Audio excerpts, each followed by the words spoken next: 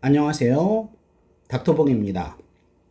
오늘 준비한 영상은 환자나 환자 보호자들을 위한 영상이 아니고 소아응급실에서 근무하고 계시는 선생님들 DKA에 대해서 여러 번 경험은 있지만 정확한 프로토콜을 알지 못하시는 분 또는 아직 DKA를 치료해 보지 못하신 선생님들을 위해서 프로토콜을 소개시켜 드리는 그런 시간입니다.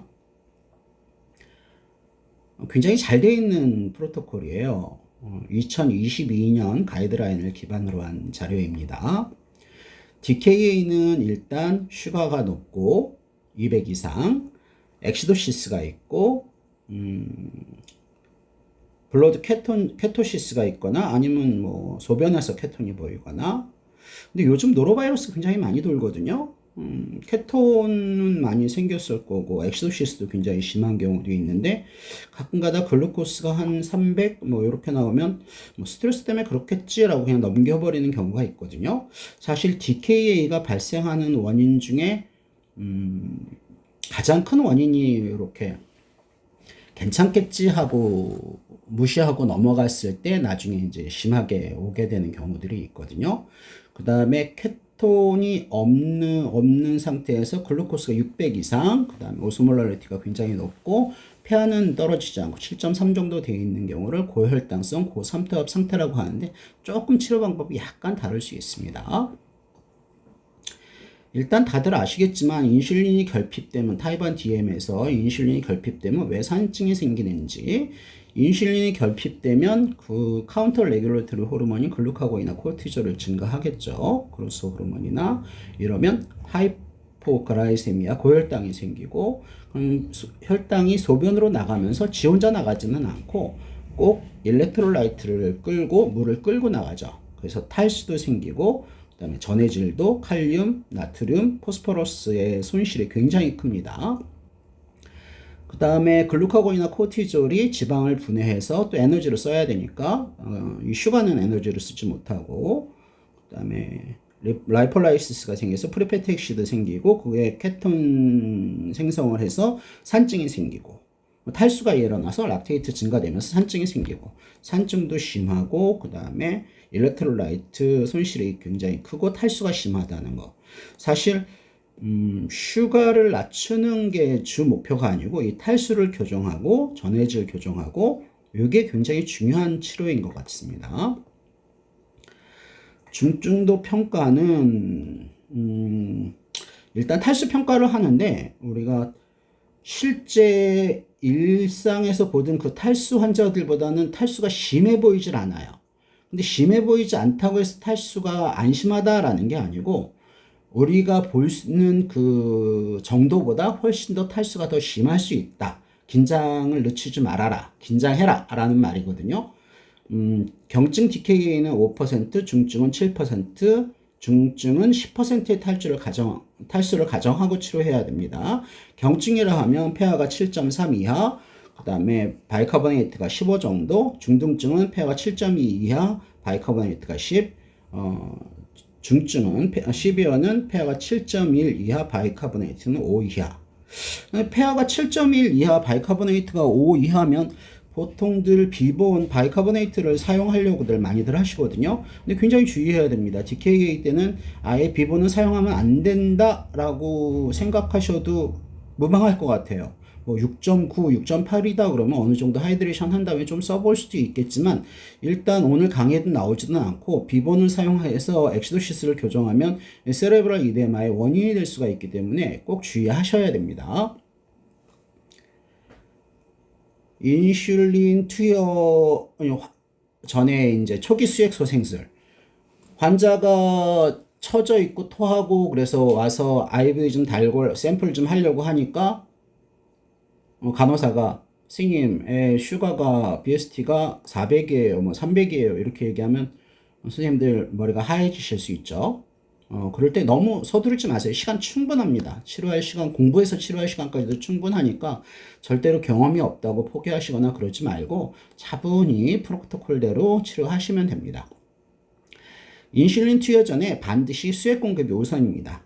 일단 셀라인으로 초기 수액 케이지당 20cc를 한 30분 사이에 주고 30분 이후에는 약 1시간 정도를 메인테넌스 도즈로 플루이드 계속 유지해 주세요. 이때 주의해. 나중에 인슐린 다를 거 생각해서 라인을 두 군데를 잡아주세요. 3웨이를 사용하지 말고 라인 두 군데로 사용하시는 게 좋습니다. 수액 주입 속도가 내부적 위험에 유의한 영향을 미치지는 않으나 너무 빨리 교정하면 좀 위험할 수도 있으니 주의는 해주셔야 되겠고요. 그 다음에 인슐린 사용하게 되면 이제 글루코스가 베슬 바깥에 있던 게 인트라셀룰라로 이동을 하게 되겠죠. 그래서 슈가가 떨어지게 될 텐데 얘가 또 이 익스트라셀룰라에서 인트라셀룰라로 들어갈 때 지 혼자만 들어가지는 않거든요. 포타시움을 끌고 들어갑니다.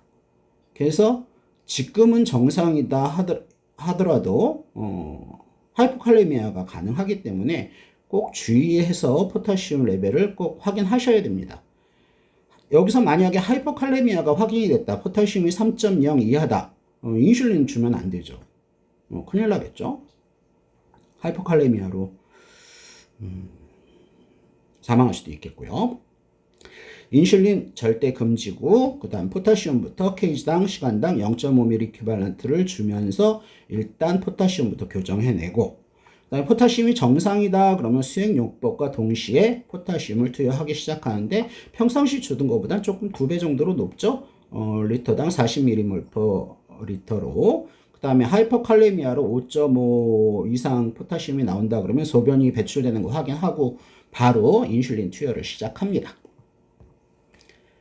인슐린 요법은 보통 플루이드가 시작된 다음에 최소한 1시간에서 1시간 반 정도, 2시간 정도 지나간 다음에 천천히 시작하셔도 괜찮습니다. RI를 kg당 시간당 0.1 유니트를 속도를 주셔야 되는데 컨티뉴스하게 줘야 되거든요. 설마 RI를 IV 볼루스로 주시는 분들은 없겠죠. 볼루스로 주게 되면은 내부적 위험과 함께 허니에이션까지 일어날 수 있어서 굉장히 위험할 수도 있습니다. 절대 IV 볼루스는 인슐린은 안 됩니다. RI 인슐린이 보통 한 바이얼에 1000유니트가 들어있는 걸로 알고 있습니다. 그러면 NS 1리터에다가 1000유니트를 섞으면 cc당 1유니트가 되죠. 그래서 계산하긴 편할지 모르는데 그러면 수액을 너무 조금씩 줘야 돼요. 그거보다는 1리터에다가 100유니트 10분의 1을 섞어주면은 kg당 아워당 1cc씩 주면 되겠죠. 그래서 20kg다 그러면 시간당 한 20cc 정도를 줄 수가 있으니까 용량 잘 맞춰서 계산하셔서 치료하시면 됩니다. 인슐린을 치료하는 이유는 혈당을 떨어뜨리는 것도 중요하지만 케톤산증 해결하는 것도 중요합니다. 비번 사용하는 거 아닙니다. 투백 시스템으로 해서 한쪽은 셀라인에다가 포타시움 섞어준 백하고 그 다음에 한쪽에서는 10% DW에다가 NS 섞어서 거기다가 일렉트로라이트 섞은 거 이건 뭐 ODS랑 똑같은 것 같은데 그렇게 하셔도 되고 총 수액 속도는 유지량 메인테넌스 도즈의 한 1.5배 정도로 유지해서 계산하시면 됩니다.